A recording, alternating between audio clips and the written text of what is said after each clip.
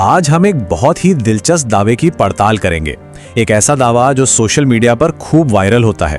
और ये दावा जुड़ा है आधुनिक भारत के सबसे प्रभावशाली शख्सियतों में से एक डॉक्टर B.R. अम्बेडकर से। तो सवाल सीधा है, क्या डॉक्टर अम्बेडकर के पास सच में 32 डिग्रियां थी? ये वो दावा है जो व्हाट्सएप पर, फेसबुक पर कहीं ना कहीं जरूर देखा या सुना होगा। चलिए आज दूध का दूध और पानी का पानी करते हैं और देखते हैं कि सच्चाई क्या है। अच्छा, इस दावे की तह तक जाने के लिए ना हमें डॉक्टर अंबेडकर के एजुकेशनल सफर को समझना पड़ेगा।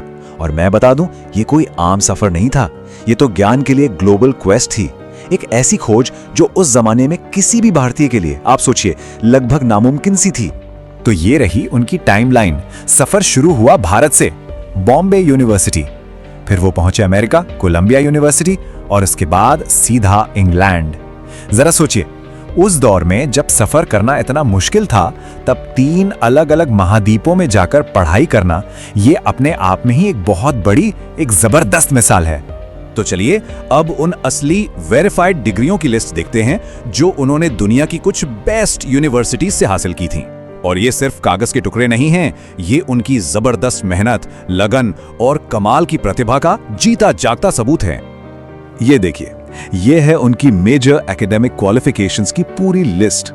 अब इसमें एक पैटर्न देखिए, ज्यादातर डिग्रियां इकोनॉमिक्स और लॉ में हैं। उनके पास 2 डॉक्टरेट थी, एक कोलंबिया यूनिवर्सिटी से और दूसरी लंदन स्कूल ऑफ इकोनॉमिक्स से।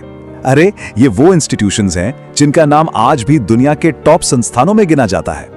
तो अब आते हैं मुद्दे की बात पर, मिथक बनाम हकीकत।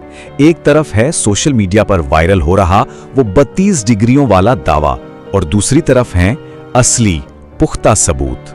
तो यहां बिल्कुल साफ हो जाता है, 32 डिग्रियों वाली बात एक मिथक है, एक बढ़ा चढ़ाकर कही गई बात। हकीकत क्या है?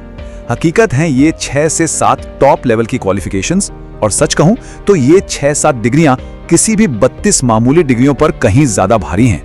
तो हमें 32 का नंबर भूल जाना चाहिए।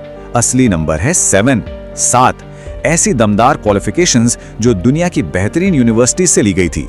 इनमें से हर एक अपने आप में एक मील का पत्थर थी। ये ना एक परफेक्ट एग्जाम्पल है कि कैसे ऑनलाइन कोई कहानी शुरू होती है और फिर फैलते फैलते सच से बहुत दूर चली जाती है। लेकिन बात यह है कि डॉक्टर अंबेडकर की विरासत इतनी मजबूत और महान है कि उसे किसी बढ़ा चढ़ाकर बताए गए नंबर की, किसी मिथक की कोई जरूरत ही नहीं है। तो फिर सवाल ये उठता है कि अगर उनकी महानता का पैमाना डिग्रियों की गिनती नहीं है, तो फिर क्या है? हम उनकी विरासत को, उनके लेगेसी को कैसे मापें? उनकी असली महानता थी उनके ज्ञान की गहराई में। सोचिए, भारत का संविधान बनाने में उनका जो जबरदस्त योगदान था उसमें, और सामाजिक न्याय के लिए उन्होंने जो पूरी जिंदगी लड़ाई लड़ी उसमें। उनकी पढ़ाई सिर्फ डिग्री लेने के लिए नहीं थी, उन्होंने अपने ज्ञान को, अपनी एजुकेशन को समाज बदलने का एक ताकतवर हथियार बना दिया था। और ये बात इस कोट में कितनी खूबसूरती से कही गई है।